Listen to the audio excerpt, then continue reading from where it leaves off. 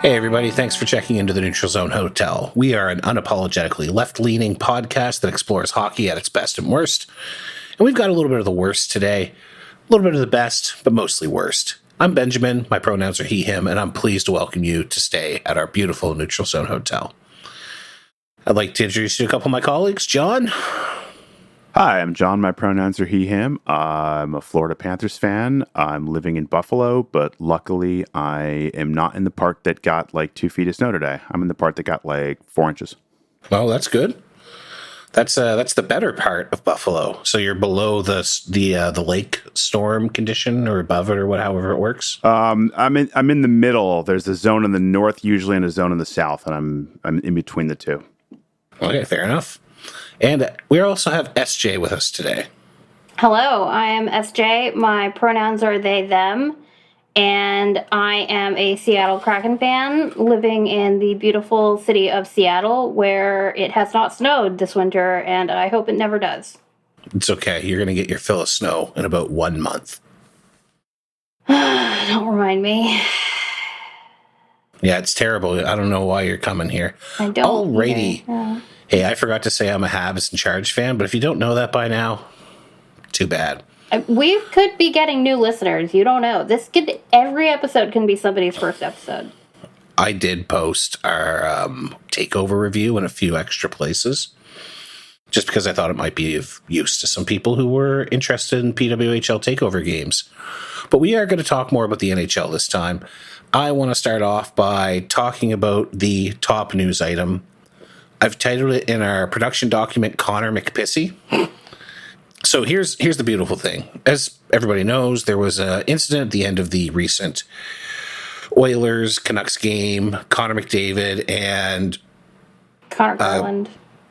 Connor Garland. All the Connors Were competing for best Connor. They were throwing each other down. They were hugging a lot, tackling. Eventually, McDavid had too much of it and gave Garland a mouthful of cross-check. It was really more to the side of the head. People keep saying face, but it was clearly in the temple.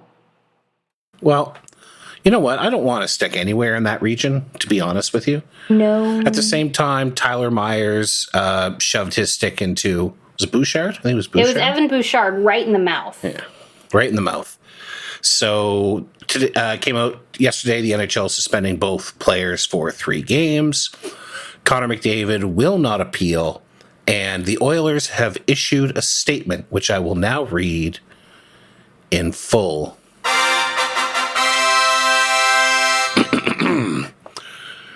The Oilers organization is disappointed, and we share in our fans' frustration over the 3-game suspension of our captain, Connor McDavid. We support him through this process, and the organization and our fans look forward to having him back in the lineup versus Seattle next week. They make it sound like he's either been like horribly injured, or he's had some kind of mental health crisis, or possibly there was like some unfortunate medical emergency in his family. And instead he got Chris Prongered. Speaking of Chris Pronger, so John, why don't you go ahead and watch that, and then I'll talk about how Chris Pronger loops into this.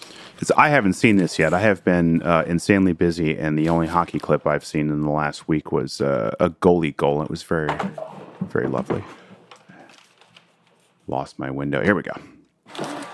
Don't worry, John, you can fix it in post. That's right. Jesus Christ. Fuck's that shit.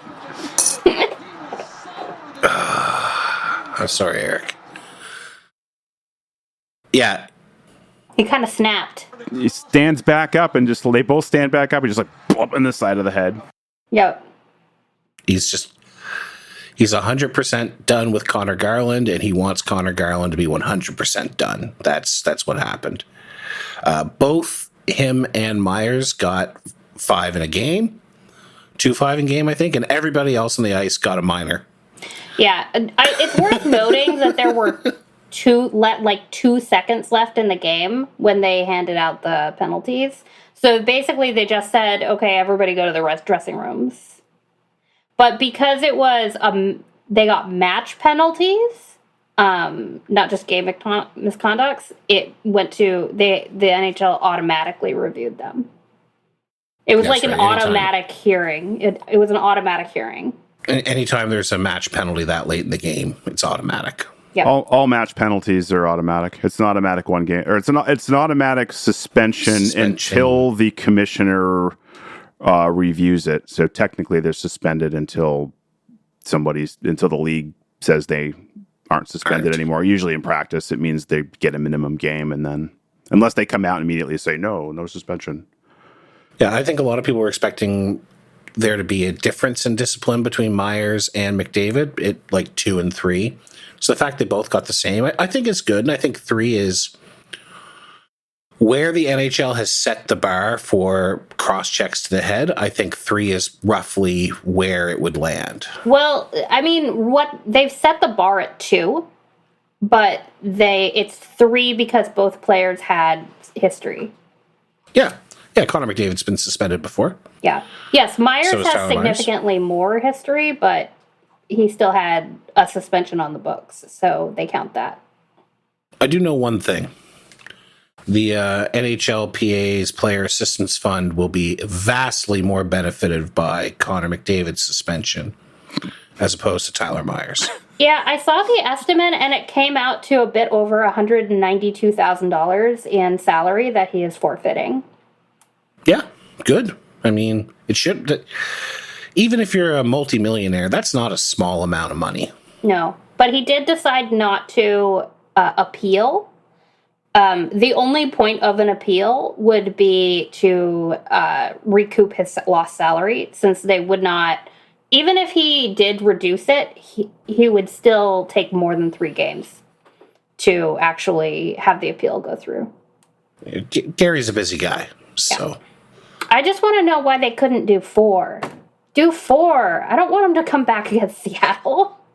Yeah, it's true. The Edmonton Oilers would be helpless against Seattle without Connor McDavid. Shut up. Okay, the team is bad. I get it. I know. I'm not in denial. They had a good win yesterday. The 6-4 game against Buffalo. Look, I wasn't going to say who it was against, but Buffalo is moribund right now. Look! If you can't beat the Buffalo Sabres, you're probably the Carolina Hurricanes. So I can't believe they got scored on 4 times against Buffalo. Just and they had Decord in net. That wasn't even a Grubauer game. I think Decord is playing too much, though, is the problem, because they don't trust Grubauer in net at all. Well, they shouldn't trust Grubauer in net. He is terrible. Oh, he's having a real rough year. I feel bad, but yeah, this is not. We don't need to go into the Seattle lamentation. Let's move on. We should talk about Connor McDavid more. Yeah. So the first thing I thought of when I saw that Connor McDavid cross-checked some guy in the head was, I cannot wait to see what take Mark Spector has. Because it's going to be something else. I mean, Spector or Matheson, one of them was going to come out with an all-timer. Posted yesterday, so Monday, January 20th. We record on Tuesdays. Mark Spector, why Connor McDavid is taking justice into his own hands.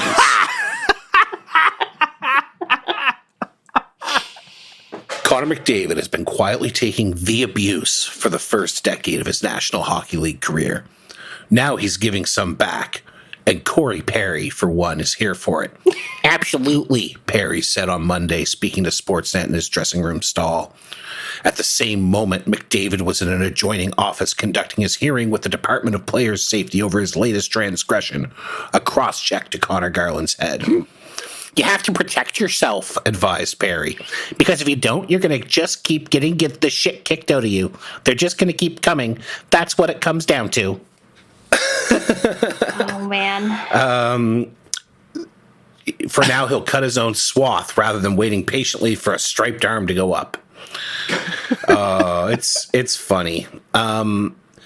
So Spector does have a good point, and Spector does spend the bulk of the middle of the article talking about how McDavid is the 47th most penalized player. despite being the player with the most puck possession in the offensive zone. And that really doesn't make sense.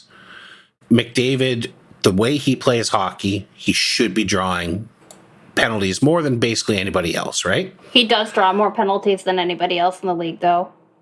Well, he is, according to the number Spec posted, he's only drawn 14 this year. I mean, this might be a down year, but over the course of his career, he is number one by far. Absolutely. There were several years where he ranked first. Mm-hmm. But there were also years where he ranked 20th. And again, he shouldn't rank 47th. He did. One of the things I did find interesting was that Spec said he checked in with people at the refs. And they said that he's not, quote, on the embellishment list. Never, ever. Never even brought up with McDavid. He plays through it the way Crosby does. We know the guys who embellish. I've never heard McDavid's name with that group. I have a question. So, yeah.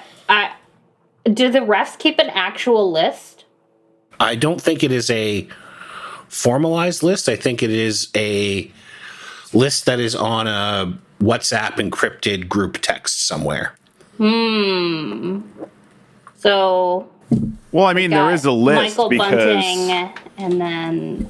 Yeah. I mean, there is a list, though, because they find people and they post them at the end of the year. And it's not. I think it's not always people that were necessarily fined. Interesting. I just want to say that one man's embellishment is another man's bad skater. Yeah, I mean, there are some players who definitely have a history of falling over too easy. But I do think it is fair to say. Every player in the league. Yeah, pretty much. I do think it is fair to say that McDavid isn't getting the calls this year. I don't think it's fair of Spec to start off the article with the huge, it's been a decade of being unfair to Connor McDavid, and then he posts in it that there are 2 seasons where he's not in the top 10 in penalties drawn. Mm-hmm. Like that's kind of peak Spec nonsense. They posted a couple old NHL players, Mike Rupp, saying, "Did anyone else not have a problem with what McDavid does here?" To which Chris Pronger replied, "Actually love it. Needs to do this more often, maybe not to the level of suspension like this, but it'll give him some extra space." I apologize for the run-on sentence. Chris Pronger doesn't know how to use a comma, it seems.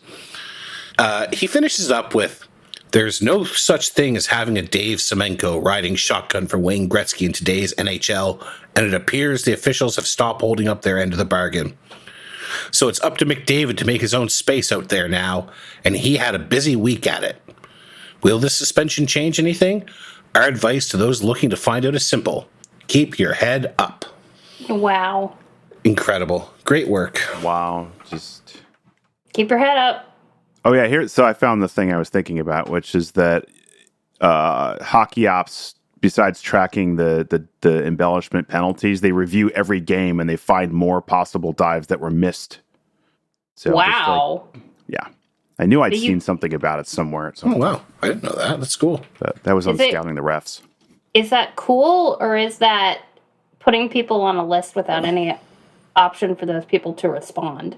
I'm reasonably sure they tell the players. I know I've seen like lists at the end of the season.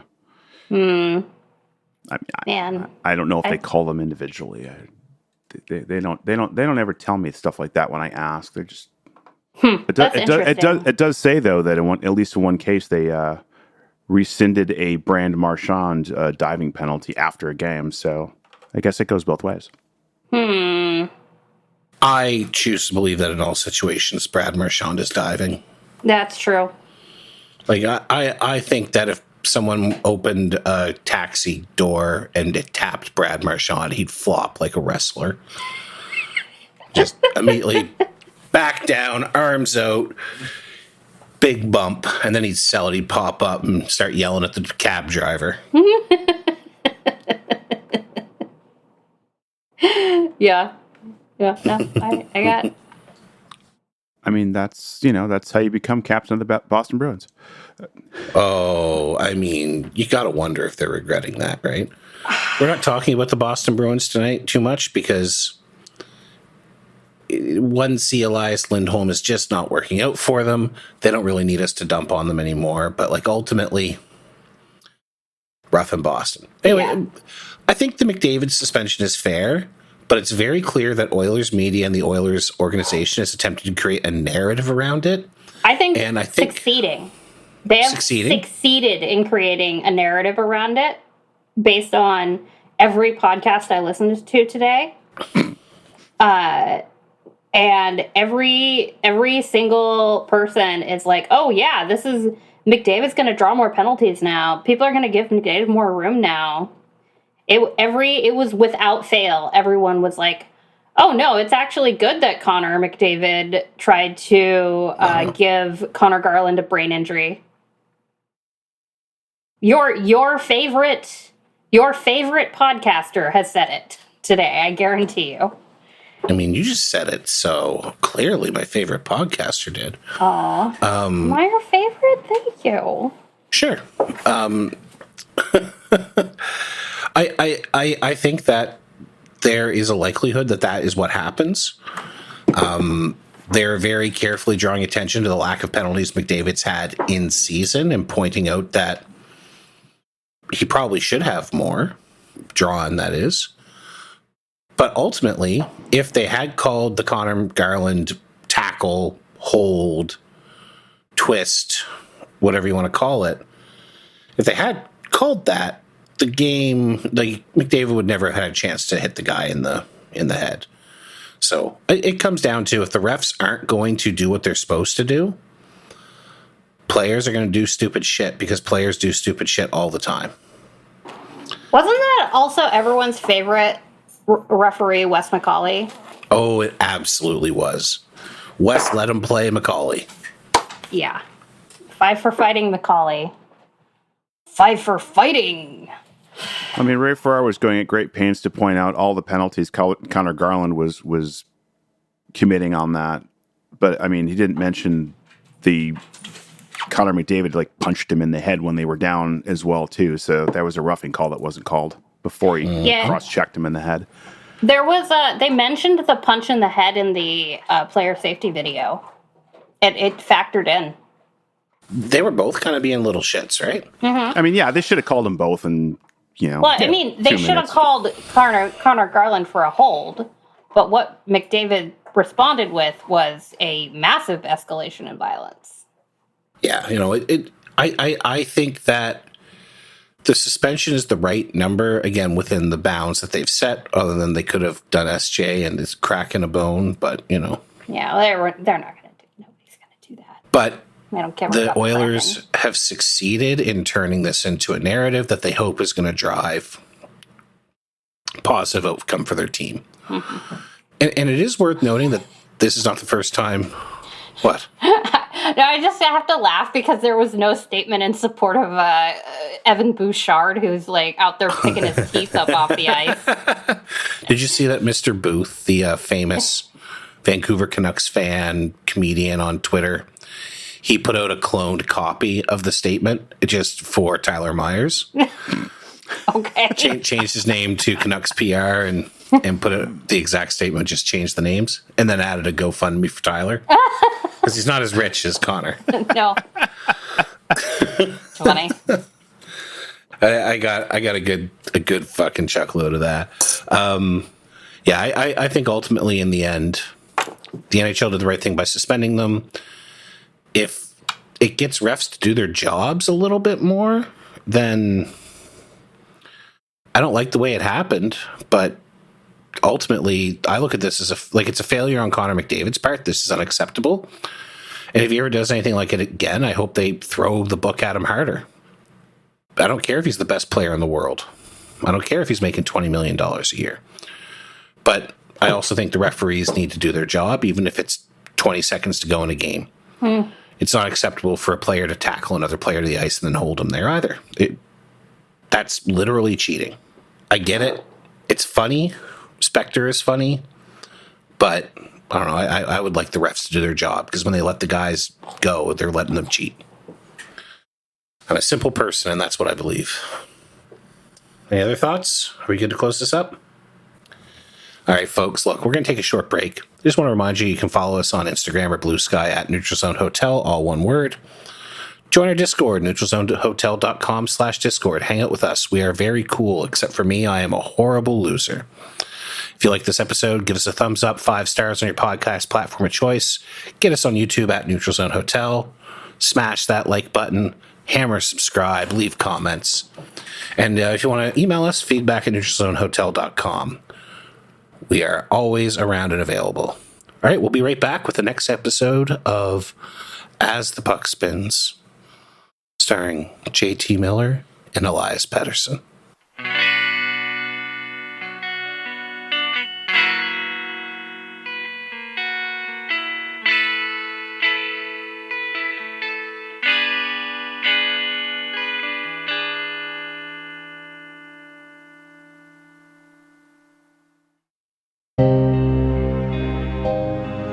Sands through the egg timer.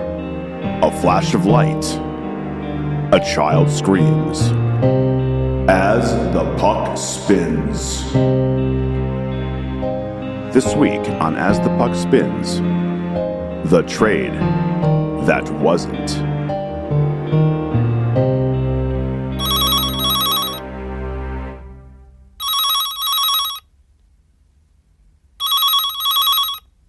New York Rangers hockey operations, Mr. Drury's office. How can I help you? Hello there. I'm Patrick Alvin, the general manager of the Vancouver Canucks. I was hoping to speak with Mr. Christopher Drury. Oh, yeah, Mr. Alvin? Well, I can sure see if Mr. Drury's in. Mr. Drury? Mr. Alvin from the Chipmunks is calling for you. I'll transfer you over, Mr. Alvin.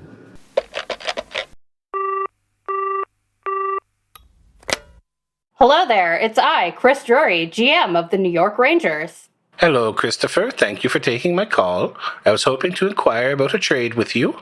I love trading players. Chris Kreider is miserable. Do you want Chris Kreider? I can threaten to send him to the minors if he doesn't want to go. Where did you say we're from again? I am calling from Vancouver, Mr. Drury, but I'm not really interested. Vancouver? That's a city outside of New York, so I don't really know where it is. But I'll take your word on it. Yes, I am calling to see if you're interested, in fact, in trading for JT Miller, the former Ranger himself. JT Miller seems like a real back-to-blue guy, Drury. Get him if you can. What? Who was that? Sorry, Patrick. Mr. Dolan is an ever-present force in my life. He keeps threatening to take pictures of me sleeping and project them on the sphere. That's sphere. I'm interested in JT Miller. He seems like the kind of guy we want in New York. Really fucking old for a hockey player. Frankly, I'm not too old to skate for the Rangers this season. But we could do Miller. Are we doing the usual player, prospect, and pick? Yeah, I would like that very much, but we are also taking calls from the Devils, so it will need to be a good offer.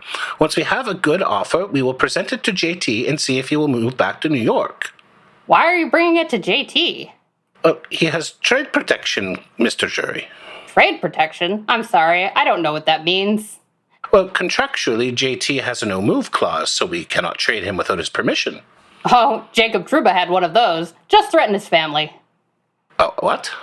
Yeah, threaten to send him to Hartford or Bridgeport or whatever our EHL franchise is. Threaten to send him to the ECHL. Threaten to have your owner buy this SPHL and send him there. You want to be a Savannah ghost pirate, JT? Huh? Do ya? You'll never see your family again. Why? You're a fucking ghost pirate. Haven't you seen Pirates of the Caribbean? You'll be cursed forever. I don't think we can do that, but if you give us a good package, I will try to get his permission. Okay, so how about Philip Hedl, a prospect from our AHL team, and a top 10 protected pick? Well, what if we did top 5 protected? Top 5 protected? Go back to Swedish hell, Alvin, a.k.a. Denmark.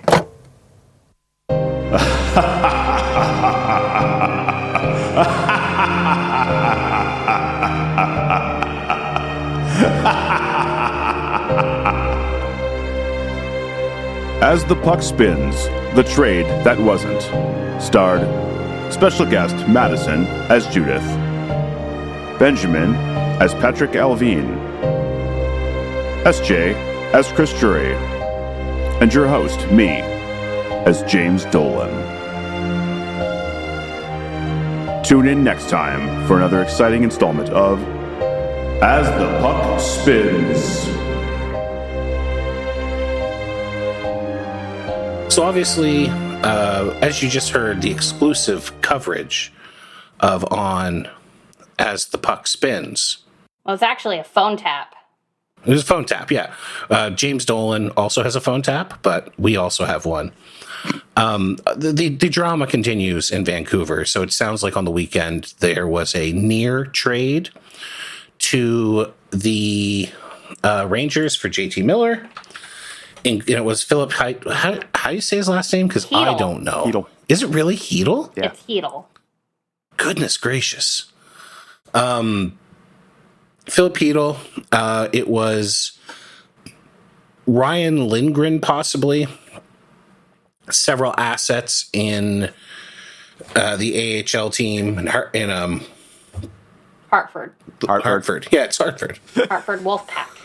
I wrote jury not knowing where their AHL franchise was because I didn't know where their AHL franchise was and I didn't care to look it up.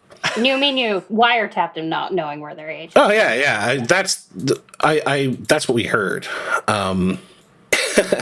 Honestly, John S.J., what would you do if you were Patrick Allvin right now? Like, how could you scupper this deal over trade protection?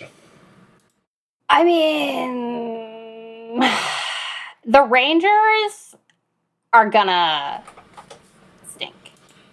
Like, I mean, I would be worried about having, like, if it's only top 10 protected, I would actually be genuinely worried about not getting the upside of that offer or ending up having to wait years for that first round pick. Because the Rangers, they could have a real drop off. I also think, okay, what do you think, John? I mean, the thing is, if the drama's that bad with Miller and Pettersson and maybe even other players, it feels like it's worth taking that hit on the draft pick just to get rid of him. I mean, that general managers did that for years, just like take a little bit of a loss on a guy just to get him out of the room. Yeah. I think for me, the Canucks acquired Miller in 2019. They got a few seasons out of him. Like, he wasn't one season. They got, I think, 3 seasons on his deal. They paid Marek Mazonik, who is a goaltender that plays in the Czech League. They 2019 third rounder that the Lightning used to pick a goaltender that's still in Sweden, and a pick that they sent to New Jersey for Blake Coleman that became Shahir Mukhamaduddin. I think I said that right, which they then used as part of the Timo Meier package. So they gave up a few assets, but they got 3 really good years of Miller on his original deal. And then they got a couple really good years out of him already on this deal they signed him to that everyone was worried was going to age poorly. I figure if you have someone willing to take him now, you've gotten what you paid for and more. If you get something back, this is a contract you probably don't want on the books in a couple years, no matter how it goes. And the Rangers are, as we heard, deeply, deeply committed to players who are very, very old for the NHL. So why not help them achieve their goals? Just take one of their younger players back. It's wild to me. I wouldn't care about the pick.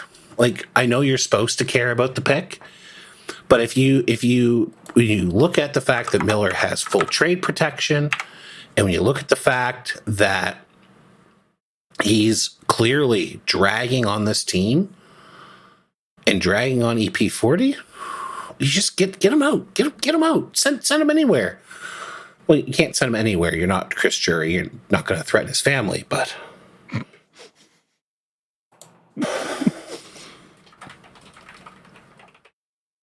Yeah, I don't get that. I don't know. That seems like a win, even if the pick's a bust. Yeah, I don't know. He's not a negative value player. They should be able to get something decent for him. And Yeah, but how long's that contract? It's not a great contract. I don't know if this is. I don't like. Trevor's not here to hurt, so they should have. Yeah. They should have held on to Bo Horvat instead of. It's the freaking Bo Horvat thing all over again. Like they picked JT over Bo Horvat, who was younger. Something Trevor said the other day really stuck with me, which is how many coaches are they going to let JT Miller fire? And yeah, it seems that way, doesn't it? Yeah. So JT Miller is signed Jesus Christ. through 2030 at $8 million a season. Jettison him into the sun. Yeah, if you can take, like, I get it. He's 31. And, like, ideally, you want to get another year or two at that contract. But, again, this is not a player you acquired for significant assets. It's not a player you acquired. Sometimes you just have to get rid of a guy. just go away. Be gone. Go to the Rangers. I can understand that they're worried about that return and getting dumped on for a bad return, but we've seen far worse returns for far better players. Yeah. Maybe they should have just taken the Rangers offer and won. Yeah, that's what I would have done. Or at least taken it to JT and see if he'll go. I mean, everything I've heard is that he's ready to go. Yeah. And I think New York is a place he would go. Yeah. Yeah. Sorry, Trevor. It looks like you're going to have to sit through at least one more episode of the soap opera. Because if you can't go to a team that's going to miss the playoffs, who has a GM that all the players hate, you got to jump at that. That's right. All right. Well, John, you wanted to talk about the NHL announcing a Stadium Series game in the Winter Classic in Florida for 2025.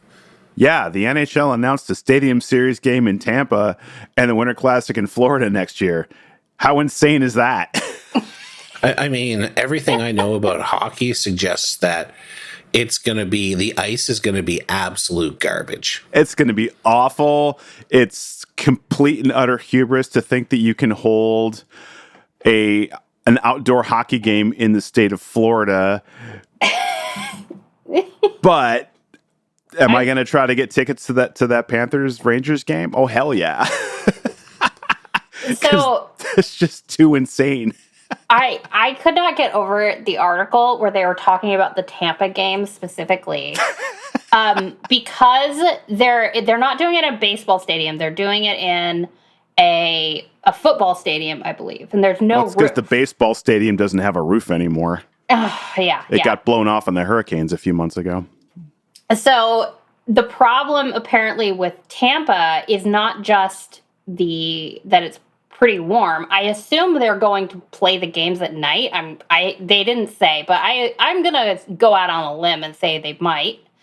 And so the problem is not just going to be the sun, but apparently the humidity is a major issue. So what they're gonna do is they're gonna go into the Bucks Stadium, and they're gonna build a warehouse over the field, a temporary warehouse. And they're going to construct the ice surface inside their temporary warehouse. And then a couple of hours before the game starts, they're going to remove the warehouse and leave the ice there. So they literally have to build a climate-controlled building for the ice inside the stadium and then take it off so that the ice will be playable for maybe 3 hours if they're lucky. And if it doesn't rain. I think that's absolutely fascinating. Like, I think it's a great idea if you're going to build them there, but it's crazier when they build a temporary cricket ground in Nassau County to play like a 3-week cricket tournament, and then they take it back down. I mean, at least with they're playing for like 3 weeks in Nassau, right? This is like, they're going to get 3 hours of use out of this ice surface. They're not going to be playing any alumni games. They're not going to have all the players get to bring their families the day before and do a skate. No. There's going to be a warehouse. Yeah, it's going to be an indoor skate. Oh my goodness. At least for the Miami game, they're doing it in a stadium with a roof. It's in the Marlins Stadium, and I've been saying for years they should have a Winter Classic in Florida because I knew that the Marlins Stadium, when they built it with a roof with a retractable roof, so they could close it, build the ice, and keep it cold, and then just only open it right before the game. Yeah. And that gives them a little bit better chance of it making through 3 periods and breaks without melting. Yeah, and that one should be fine, especially if they play at night. But I didn't think they'd ever get a Winter Classic. I thought that they might get a stadium series in that building because they could do it with the roof. But I couldn't believe it when I saw that they were actually getting the Winter Classic. But then when I saw they were doing that thing in Tampa, I'm like, oh, that's why the Panthers got the Classic, because otherwise it would have been. Yeah, it's Tampa. Very funny. I mean, where else would you put a Winter Classic but Southern Florida? I ask you. That's right. Where else could you possibly put an outdoor hockey game but in a state that's hot most of the year? It's in a subtropical zone. They're just gonna have to hope and pray that it doesn't rain. We are getting robbed of the Panthers and Lightning playing each other in one of these games, but that's okay because they each get one. But I will say, I don't think the rain is likely to be a problem in Miami because that is the dry season in South Florida. Oh, it's like the tail end of the dry season in December. Yeah, it gets real dry in the fall there, which is the thing I learned the first year I lived there in a house, and I accidentally killed my lawn by not watering it. Oh, well, c'est la vie. Oh, your poor lawn. Yeah, I was wondering how you feel about them not picking one of these games to do the Florida rivalry. I find that, I'm not curious. I completely understand the NHL's cowardly methods of trying to pack the stadium by importing New York and Boston as the opponents for this. I get it. There's a lot of snowbirds. There's a lot of people who live in Florida who are from the cities in the Northeast. Like, the only thing they could have done more blatant is make it Montreal or Toronto to get everyone to fly down from Montreal or Toronto to go to a game. But they don't want any Canadian teams on, especially for the Winter Classic. Just no thanks. But yeah, like, I don't know, like, nobody's watching these anyway who's not normally watching a game at this point. The NHL has been cowardly by moving the Winter Classic. This year, it wasn't even this year. They moved it out of 2025 into 2024 by playing it on New Year's Eve. And next year, they're playing it in 2020 in January 2nd because college football is taking over New Year's Day. They're playing in January 2nd? Yeah. Yes, they are, pal. Wow.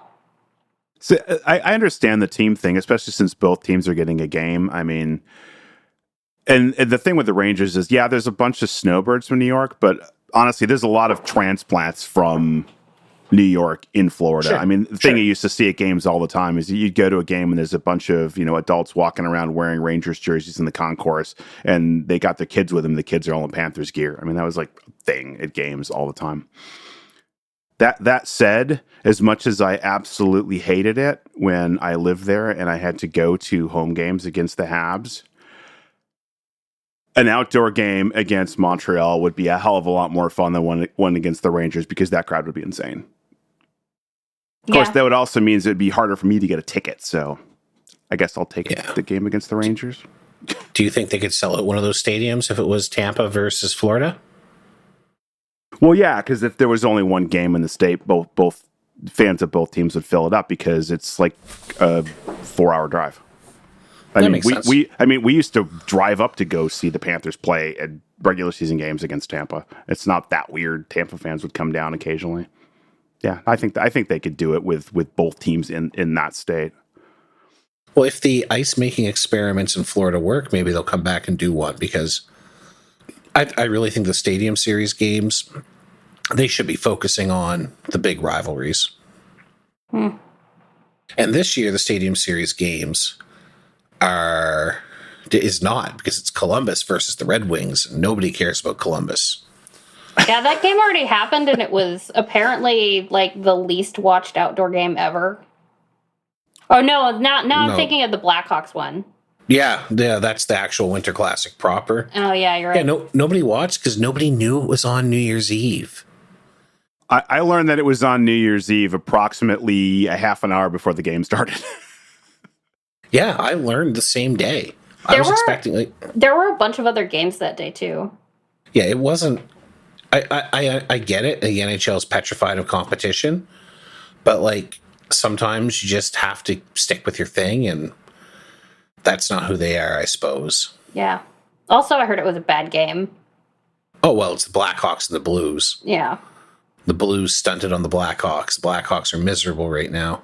Have you watched any Blackhawks games this year, SJ? I have not sat down and watched the whole game. I've seen a period here or there, but I don't really have a good sense of what's happening with the team, beside from the fact that, like, for some reason, Ryan Donato has, like, 15 goals, which makes me happy, and happy for my guy. Yeah, he's the only one that is achieving expectations on that team, and that's only because his expectations were pretty low. It's been rough. They were really expecting, with all the veteran talent and all the the growth in Bedard and the other young guys, they're really expecting not necessarily to take a step, but to at least be less miserable, and it feels like they're more miserable this year. It's the hope that does you in. You can't have expectations. That's the Sabres. Yeah. That's the Kraken.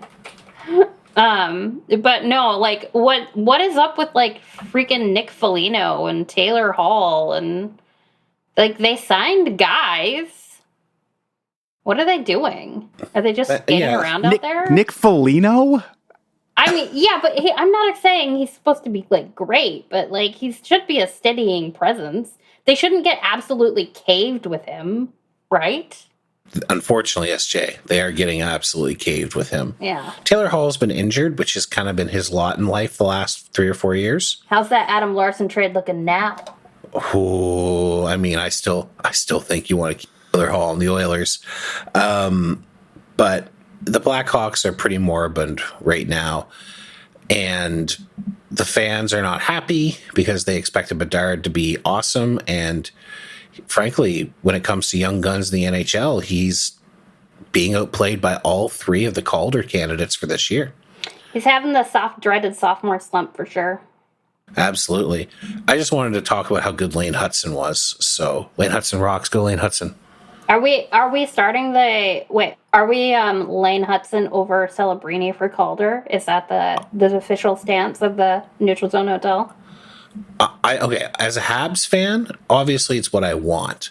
But the more the season goes on, Michkov has been slowing down, which is understandable. He's playing more games than he's ever played before. Celebrini is still very good. He's been injured. He was injured early, lost a few games. He's still good, but I feel like he's kind of leveled out a little bit. Hudson's been getting better. Like, he's throwing up 3-point nights, and he's increasing the amount of defensive plays he's making. He's the number 1 guy on the Habs power play. He's playing on the top pair. He has more time on ice than anybody else in his age group in the league. I do think there is a strong case for Lane Hutson.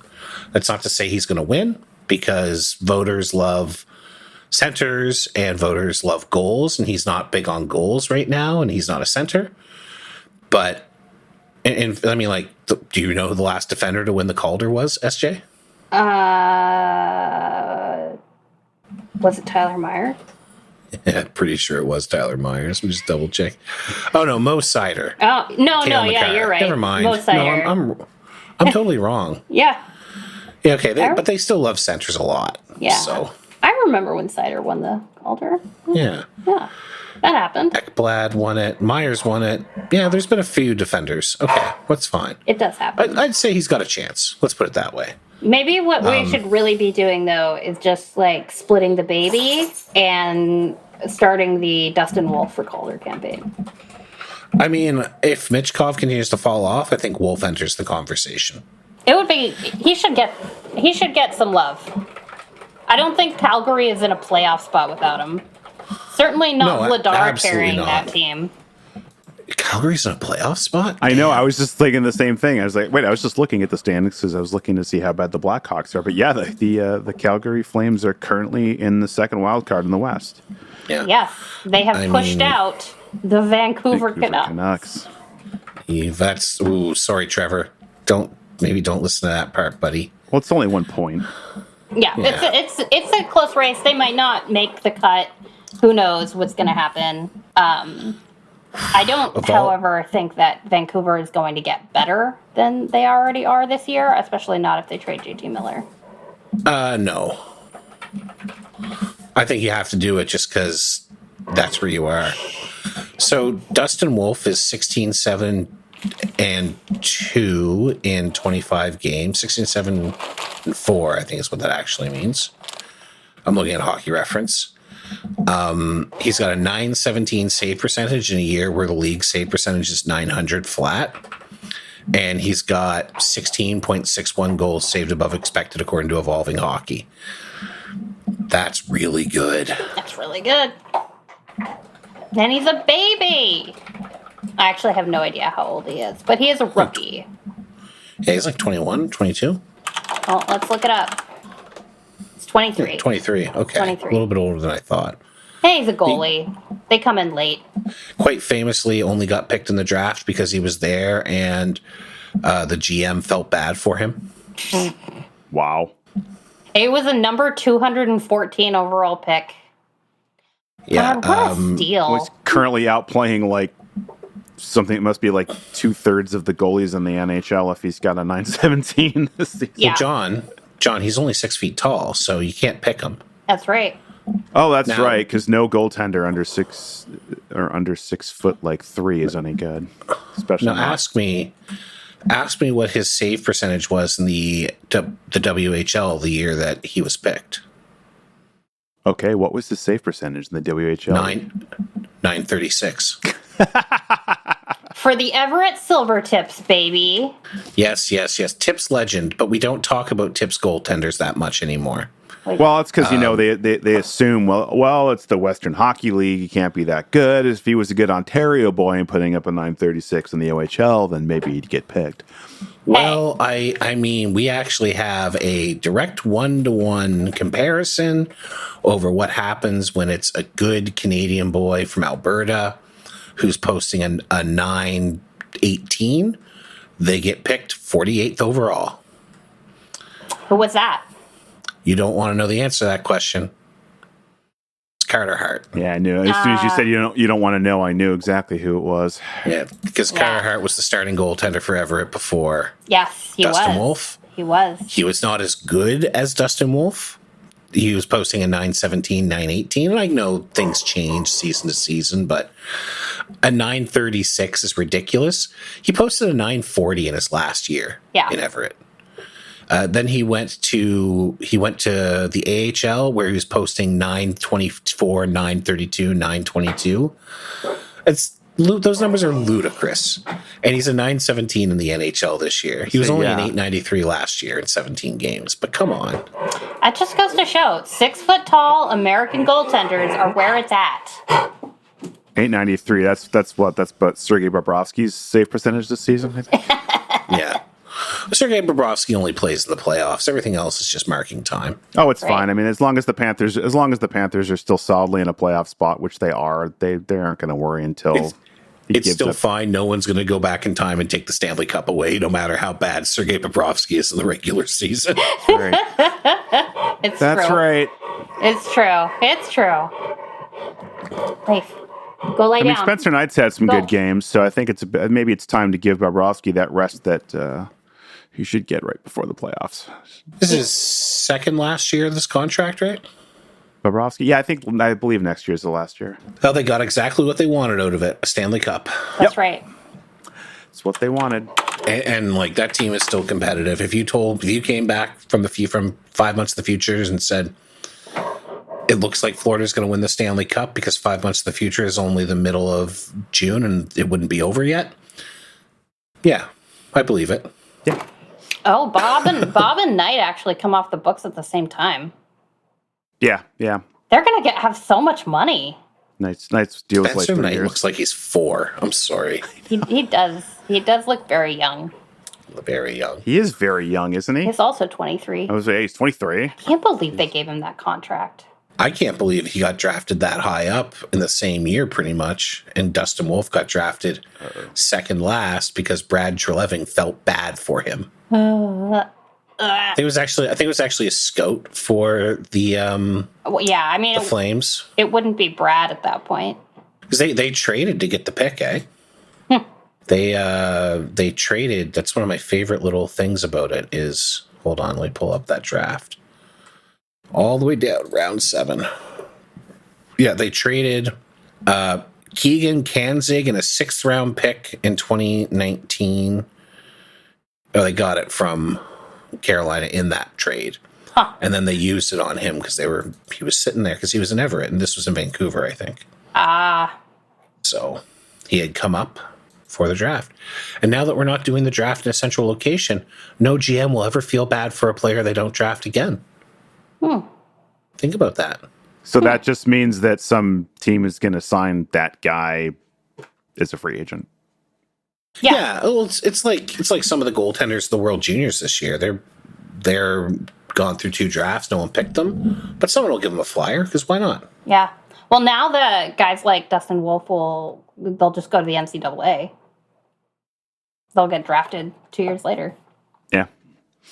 Or signed when they come out. Yep.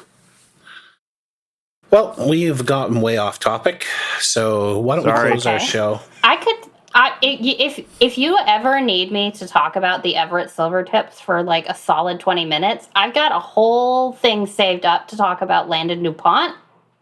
So probably relevant given that he's going to be a high draft pick in he is 3 years. The presumptive 2027 first overall pick, Landon Dupont, the guy I get to watch play hockey like every weekend. So I am so not ready for us to be talking about a 2027 first overall pick, but I get to watch him play hockey.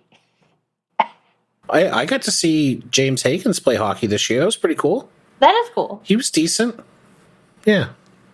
All right. You know what? Why don't we just end the show? Hey, everybody. Thanks so much for listening. This has been the Neutral Zone Hotel. It's written, hosted, and produced by us, the Neutral Zone Hotel crew. I do the writing this time. I am the hosting, but John does the producing.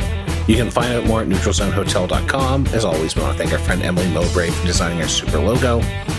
You can follow us on Instagram or Blue Sky at Neutral Zone Hotel. Email us at feedback@neutralzonehotel.com. Hit up our Discord, neutralzonehotel.com/Discord to hang out with us. If you like the episode, give us 5 stars, give us a thumbs up on whatever you're listening to. And thanks so much for stopping in. We'll see you next time.